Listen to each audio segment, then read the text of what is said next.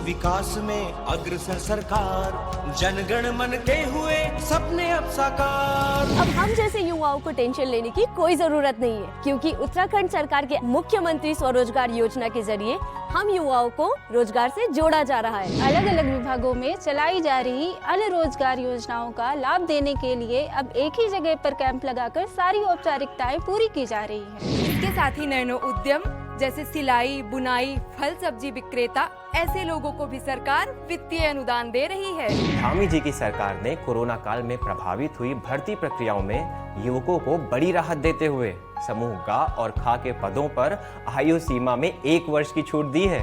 और यही नहीं, मार्च 2022 तक होने वाली भर्ती परीक्षाओं में लिया जाने वाला शुल्क भी धामी जी ने अब माफ कर दिया है। वीर चंद्र सिंह गढ़वाली पर्यटन स्वरोजगार योजना के तहत दी जाने वाली सब्सिडी को बढ़ाया जा रहा है। अब स्टार्टअप के लिए भी सरकार युवाओं को सहूलियत दे रही है। श्रीनगर, हल्द्वानी और देहरादून के मेडिकल कॉलेजों में 501 पदों को सृजित किया गया है और इसी के साथ ही राजकीय नर्सिंग कॉलेज बाजपुर में 70 पदों की स्वीकृति दे दी गई है। उत्तराखंड में लगभग 22 से 24,000 रिक्त पदों और बैकलॉग के साथ ही समस्त रिक्त पदों पर भर्ती प्रक्रिया शुरू हो चुकी है। अब मिलेगा हमें रोजगार का अधिकार। युवाओं के संग है हम, उत्तराखंड है हम।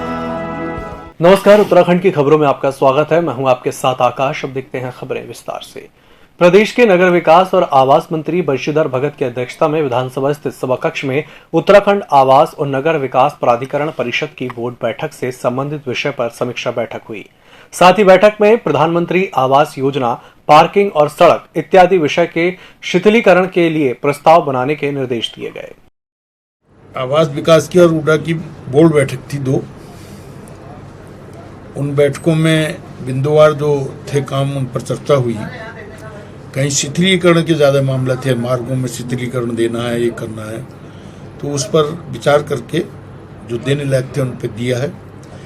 प्रधानमंत्री आवास को बहुत तेज़ी से आगे बढ़ाएं, इस प्रकार का निर्देश दिया है। और प्रधानमंत्री आवास की पूरी समीक्षा की गई है कि कहाँ कहाँ कितने कितने स्तर पर हैं।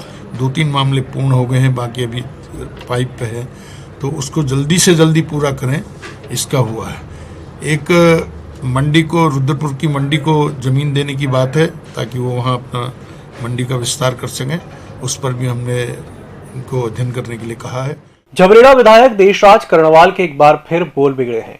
एक कार्यक्रम के दौरान विधायक देशराज कर्णवाल उस वक्त भड़क उठे जब उनसे एक पत्रकार ने सवाल कर लिया कि इस बार विधानसभा चुनाव में आपका टिकट कटने के चर्चे हो रहे हैं, तो वह भड़क उठे और अमर्यादित भाषा का प्रयोग करते हुए बोले कि जो कुत्ते ये भौंक रहे हैं उन्हें वो जवाब देंगे। इतना ही नहीं, उन्होंने इस भाषा का प्रयोग 1-2 बार नहीं बल्कि कई बार कर डाला।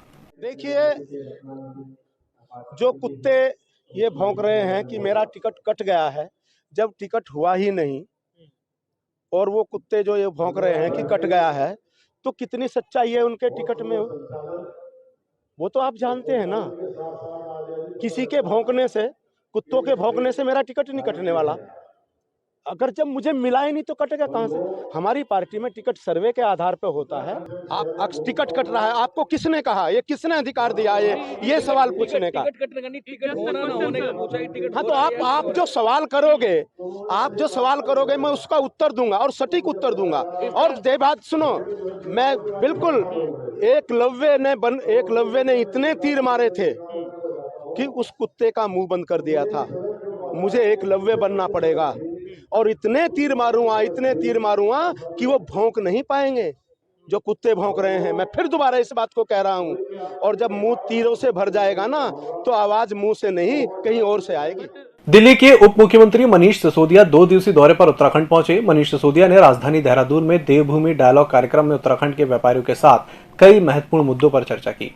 राज्य में व्यापार की संभावनाओं पर मंथन किया और व्यापारियों की समस्याओं पर बातचीत की। मनीष सिसोदिया ने इस मौके पर कहा कि उत्तराखंड में व्यापार की बेहद संभावनाएं हैं, लेकिन यहाँ की सरकारों ने कभी व्यापारियों के बारे में नहीं सोचा। आइए उत्तराखंड की तरक्की में व्यापार को शामिल करें, उत्तराखंड के सपने में व्यापार को शामिल करें। आप सबका अपना अपना कोई सपना है। आप जितने व्यापारी यहां बैठे हैं, आप सबका अपना अपना कोई ना कोई सपना है। सरकार का काम है कि उस सपने को इकट्ठा कर दो, वही उत्तराखंड के विकास का सपना है। आपका सपना सच होगा तो विकसित उत्तराखंड का सपना सच होगा। आपका सपना सच होगा, सरकार आपको सहयोग करे, आपका सपना सच हो, आपका व्यापार फलेगा फूलेगा, तो निश्चित रूप से उत्तराखंड फलेगा फूलेगा। उत्तराखंड में सरकार बनवाइए, ये हमारी गारंटी रहेगी कि उत्तराखंड का जो भी वित्त मंत्री होगा वो बिना व्यापारियों से मिले कोई काम नहीं करेगा, ना जीएसटी की मीटिंग में जाएगा। और जब तक उत्तराखंड में अभी सरकार नहीं है, अगले 2-2.5 महीने आम आदमी पार्टी की, तब तक आप मुझे बता दीजिए जीएसटी की कोई मीटिंग होगी तो मैं जिम्मेदारी ले रहा हूं इसकी, आप चिंता मत करिए। तब तक मैं, क्योंकि बतौर मेंबर मैं वहां बैठता हूं, तो मैं सब पूरे देश की बात वहां रख सकता हूं। क्रिकेट में भविष्य ढूंढ रहे उत्तराखंड के खिलाड़ियों की अच्छी खबर सामने आई है। उत्तराखंड क्रिकेटर शाश्वत डंगवाल की टीम इंडिया के अंडर 19 टीम में चयन किया गया है। देहरादून के एक निजी होटल में क्रिकेट एसोसिएशन ऑफ उत्तराखंड के अध्यक्ष जोत सिंह गुनवाला ने प्रेस वार्ता करते हुए इसकी जानकारी दी। सीएयू परिवार के लिए ये बहुत बड़ी अचीवमेंट है कि शाश्वत डंगवाल इंडिया की बी टीम में सिलेक्शन उसका हुआ है, और वो हमारे लिए एक गौरवमयी क्षण है कि जिस क्षण को हम उनके साथ भी शेयर कर रहे हैं, आपके साथ भी शेयर कर रहे हैं, कि मैं हृदय की गहराइयों से शाश्वत डंगवाल और उनके परिवार और उनके कोच और उनके साथियों को और सपोर्टिंग स्टाफ को, उनकी पूरी टीम को मुबारकबाद देता हूँ, सीए परिवार को मुबारकबाद देता हूँ, और उत्तराखंड के लिए बहुत बड़ी अचीवमेंट है। अब तो यहाँ पे एसोसिएशन है तो फिर अब तो कोई बात ही नहीं है इस चीज़ की, पर यही है कि जैसा खेलते गए अब पूरे यह है कि पूरे उत्तराखंड का, पूरे क्रिकेट एसोसिएशन ऑफ उत्तराखंड का वो लेके चलना है, तो अच्छे से करना है वहाँ पे जाके, बाकी जैसा खेलते रहा हूँ वैसे। चैलेंज क्या मानते हो, चैलेंज क्या रहेगा?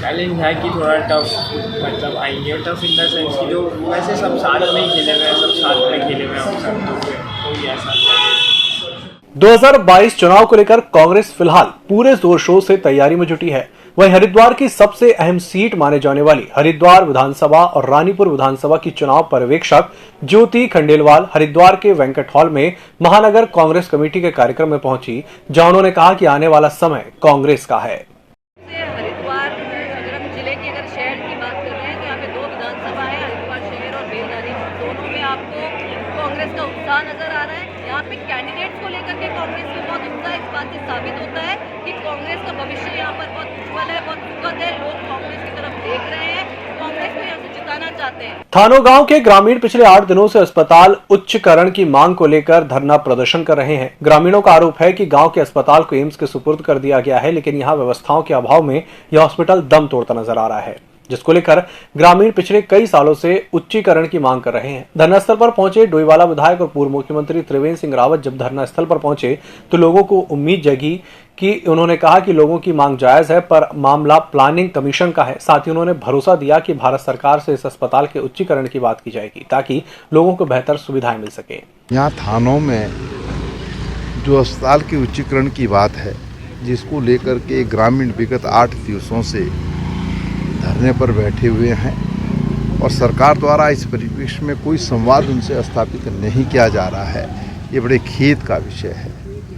जहाँ तक मानकों का प्रश्न है, सरकार के पास अधिकार है कि वो मानकों में शिथिलता प्रदान करने का काम करे, लेकिन कोई कार्य नहीं किया गया है और मजबूरन ग्रामीणों को धरना देना पड़ रहा है। मुझे भी यहाँ आने का अवसर मिला है। मैं माननीय मुख्यमंत्री जी से भी आग्रह करूंगा कि वो इस मांग को जो है पूरा करने का काम करें। मेरे पास ये लोग आए थे, मैंने इनसे बताया था कि भाई देखिए ये भारत सरकार के मानक हैं, जो प्लानिंग कमीशन जो बना था देश की आज़ादी के बाद, उन्होंने उसके लिए सर्टेन कुछ मानक बनाए हैं, और इसलिए मैं इसके लिए भारत सरकार को आग्रह करूंगा कि यहाँ पर इस जो अस्पताल है इसका उच्चीकरण किया जाए। इस बुलेटिन में फिलहाल इतना ही। नमस्कार। EMS टीवी के YouTube चैनल को सब्सक्राइब करें और बेल आइकन दबाएं, साथ ही EMS न्यूज ऐप डाउनलोड करें।